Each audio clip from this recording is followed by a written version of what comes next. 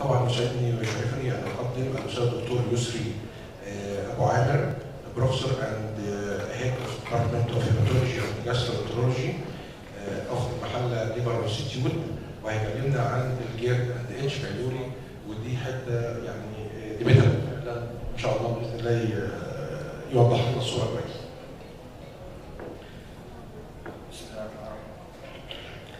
First of all, I'd like to thank my dear brother Dr. Muhammad Abdullah for this invitation, and I'd like to express my great thanks to Mr. Chairpersons and all the attendants.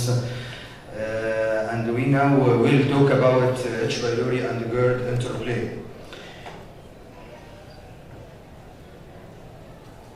Our agenda today, we will talk about H.Pylori, GRD, H.Pylori and GRD Interplay.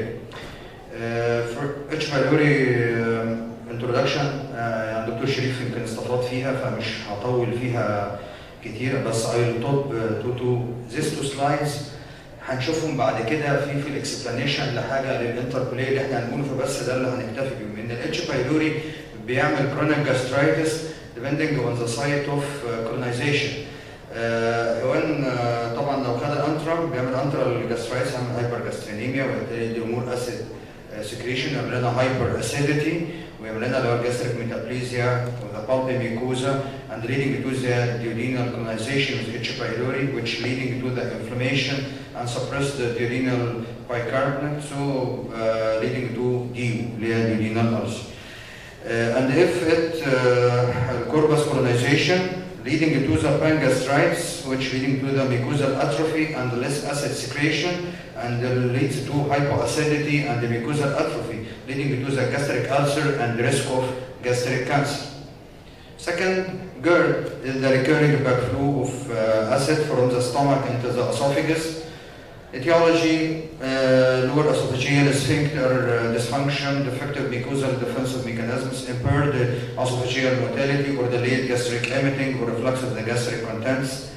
Symptoms, typical heartburn, regurgitation, water crush, belching, and the atypical symptoms like cough, dyspnea, hoarseness, choking, rhinophagia, asthma, dental erosion, chest pain, postnasal drip, throat pain, throat clearing, dysphagia, global sensation.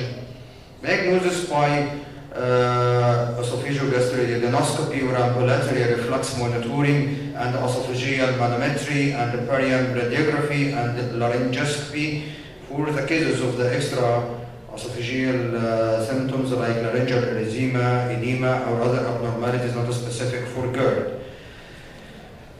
And we will talk to our talk and the GRD complications like erosive esophagitis, stricture, Barrett's esophagus, and esophageal adenocarcinoma. Now we will talk about the H.Pylori and the GRD Interplay. السلايد دي بتلخص اللي احنا هنتحدث عنه، ان لا زال الموضوع اوف ديبيت، يعني هنستعرض فيها في الاستاديز المختلفه. H.Pylori and the GRD is a confusing issue, and several studies showed a number of controversies. Role of H.Pylori in GRD remains controversial. Controversy is important because GRD and its complications appears to be increasing where H.Pylori is decreasing. يعني ده ولد والد ان الجرد والكومبليكيشن بتاعته بتزيد ومع ذلك H.Pylori بيقل، دي في controversy. But no convincing evidence to indicate a causal relationship between GRD and H.Pylori, or that this organism has significant deleterious effect on any of the major pathophysiological factors in GRD. يعني ما فيش تأثير واضح لحد دلوقتي ان احنا ثابت على حتى الميكانيزمز المختلفة للإيتيولوجي of the GRD اللي احنا عرضناها. الهايبوثيسيس The previous hypothesis that H.Pylori infection protects from development of GRD is thought to be an erroneous concept recently. Factors that influence the outcome of the studies of this relationship في عوامل هتأثر على النتائج اللي يمكن طلعت فيها relationship. Prevalence of GRD and H.Pylori, pathophysiological severity of the GRD at the time of presentation and investigation, coexistence of peptic ulceration, and the pathogenicity of the organism. Now we will go to the studies, which will be, I'll break down the studies into GRD patients with H.Pylori infection compared to the and GRD patients who had H.Pylori but were treated for the infection. احنا عايزين نعرف الريليشن شيب. اول حاجه هنشوف البريفلنس اوف جيرد والاتش بايلوري. هنشوف لو الاتش بايلوري مثلا زايده مع الجيرد يبقى بالتالي هي ممكن تكون هي السبب. طب لو هي قليله يبقى ده كبروتكتيف افكت. لو ما فيش تاثير او في اختلاف هيبقى مالهاش افكت. تاني نوع من الاستادز اللي احنا هندرسه، انا دلوقتي لو هي الاتش بايلوري بروتكتيف، انا دلوقتي لو عالجتها يبقى اذا الاتش بايلوري الجيرد هيزيد.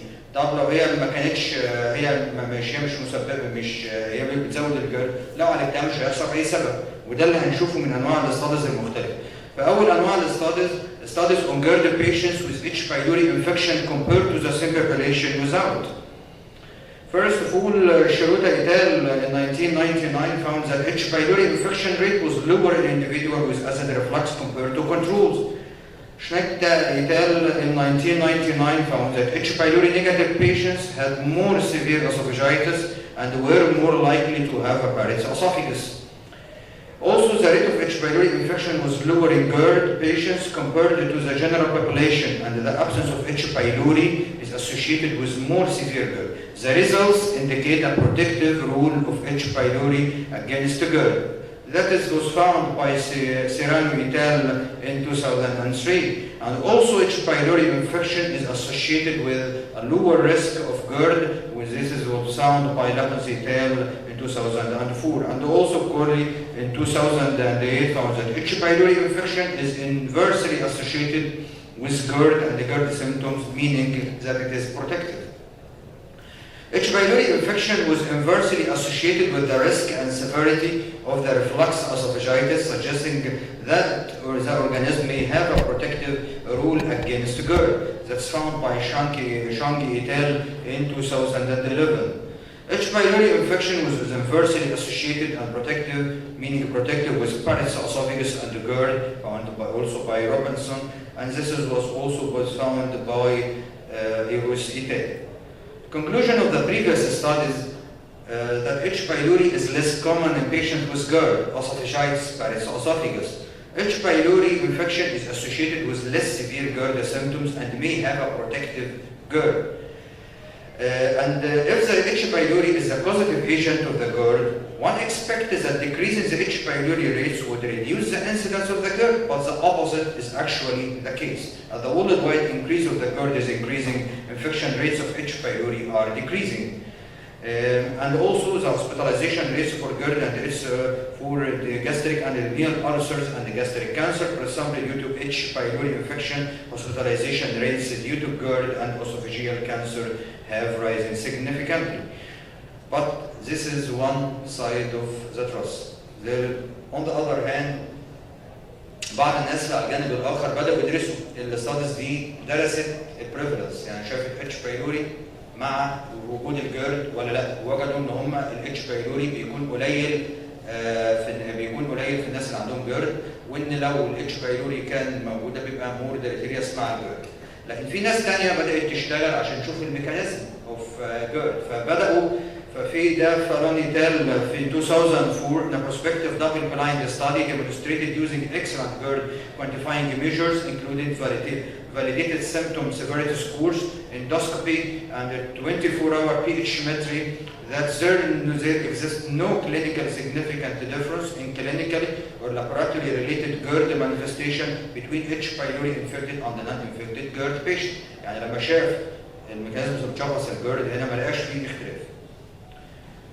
Also, Zinyasi et al. In 2013 found in a study done on children and young adults with gastroesophageal reflux symptoms and GERD, the presence or absence of H. pylori has no impact on manometric and pH-metric findings.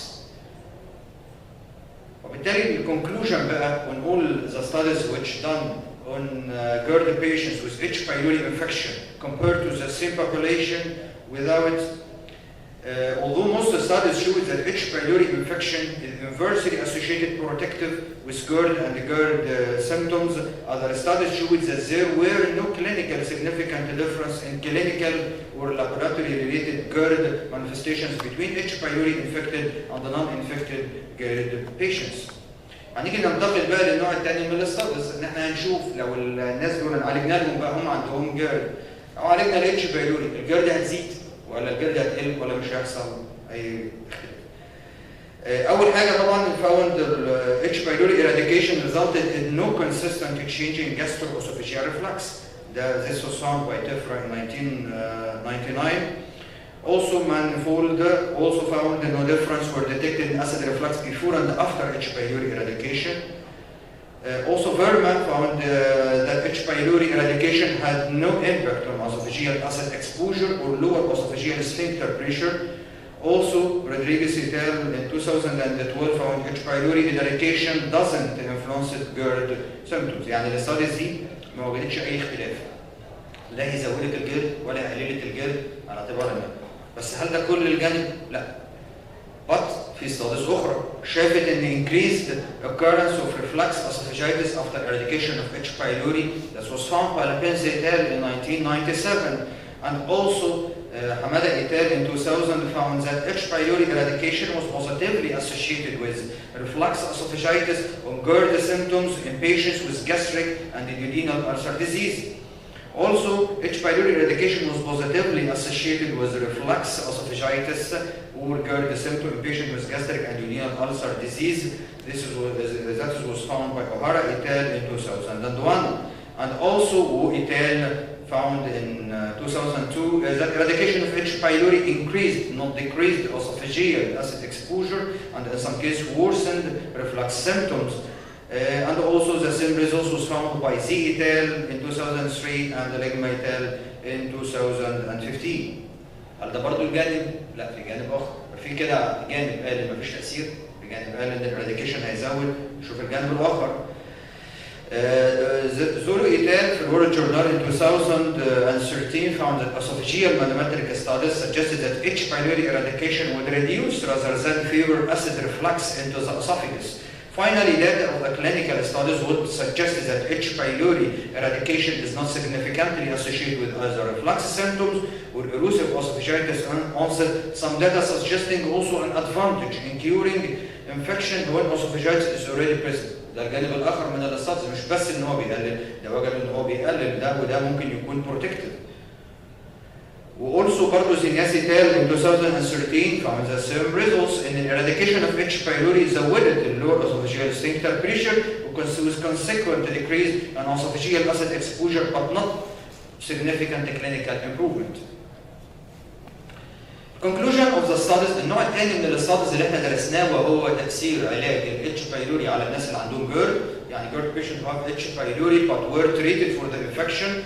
Although many studies showed that successful treatment of H. pylori infection does not improve GERD symptoms, esophageal acid exposure, lower esophageal sphincter pressure changes, or acid reflux, but other studies showed that eradication of H. pylori led to a higher risk of GERD. On the other hand, some data suggesting also that H. pylori eradication reduced rather than favored acid reflux into the esophagus, and there is an advantage in curing the infection when esophagitis is already present. طيب هل في اكسبلانيشن للكلام ده بقى اللي احنا قلناه كتير والتناقض الديبيتو في الاستاديز؟ هل نوع الجاسترايتس له رول؟ هنبدا نفتكر كده ان الكي فاكتور في الباثوفيسيولوجي اوف ريفلكس اسوفاجيتس هو الجاستريك اسيد سكريشن. والجاستريك اسيد سكريشن بيعتمد على التايب اوف اتش بايلوري كولونيزيشن. هنرجع للتو سلايدز اللي احنا كنا اتكلمنا عنهم لما اتكلمنا على الاتش بايلوري. ان لو هو خد الانترم، لو حصل له كولونيزيشن في الانترم ده هيطلع طبعا انترال جاسترين، بيطلع هايبر جاسترينيميا، وده يعمل انترال جاسترايتس ويعمل لنا طبعا اللي هو المور اسيد سكريشن وهيعمل لنا اللي هو الديو. لو خد الكوربس بيعمل لنا بلان جاسترايتس وبالتالي هيعمل اللي هو الجاستريك اتروفي وهيقلل لنا الاسيد وبالتالي له اسيد سكريتورز. طيب هم عملنا بقى ستاديز هنشوف في الانترم بريدومينانت جاسترايتس كانت الهايبر جاسترينيميا اند انكريز سكريشن اوف اسيد ادت الى جاسترايتس وديودينال الالسر. وفي وجود الجيرد ريفلكس اسوفاجيتس بيكمز مور كومن لان في هايبر اسيديتي. لو انا عالجت الناس دول بقى في الديو باي تريتنج duodenal ulcer and eradication of H. pylori الاسيد لود اللي في الاستومك ده هيقل to normal without a change in the parietal cell sensitivity to gastric. So the expectation is the improvement of the pre-existing reflux esophagitis after eradication of H. pylori. هنا الهايبر اسيديتي هي الكي فاكتور، وبالتالي انا لو عالجته متوقع ان ده هيقلل طبعا الجيرد and its complications. Heartburn, this also studied by Merkel in 2006 found that heartburn regurgitation improve after eradication therapy in antrum peridominant gastritis patients with no ulcer dyspepsia. The development of esophagitis is uncommon. طب نيجي للنوع الثاني اللي هو الكوربس بريدومينانت جاسترايتس. جاسترايتس ان ذا كوربس عملت لنا باين جاسترايتس لا يؤدي الى الهايبو اسيديتي، وبالتالي هي مقلله الاسوفاجيال اسيد لودن وبالتالي الاسوفاجيتس. طب اراديكيشن اوف اتش بايلوري هيعمل ايه؟ هيبدا يزود الاسيد سيكريشن وبالتالي هيزود الريسك تو ذا اسوفاجيتس. So atrophic gastritis may protect against GERD, وده اللي found by Kamada et al. In 2016 and Yousry in 2019. If the H. pylori strain has an effect, yes. CAG, Pathogenicity Island, the presence of the CAG-A gene in H. pylori has been implicated as a marker of the more severe histologic gastritis. CAG association with GERD has been evaluated in several studies. Pancreatitis leading to the gastric atrophy is commonly associated with CAG strain with H. pylori, and it causes more severe gastric inflammation. وبالتالي هو هنرجع لنفس القصه ان الجاك في الغالب بيبقى associated with corpus severe gastritis، وده هيؤدي اللي هو in the case of H. pylori positive corpus gastritis in the stomach, pancreatitis and atrophic gastritis, reflux esophagitis occurs frequently after eradication of H. pylori. وبالتالي ان found the studies that some studies suggest that certain strains of H. pylori زي الكاكي may actually protective for people with more severe forms of the GERD، وده اللي found by Vicari and YC in 2000.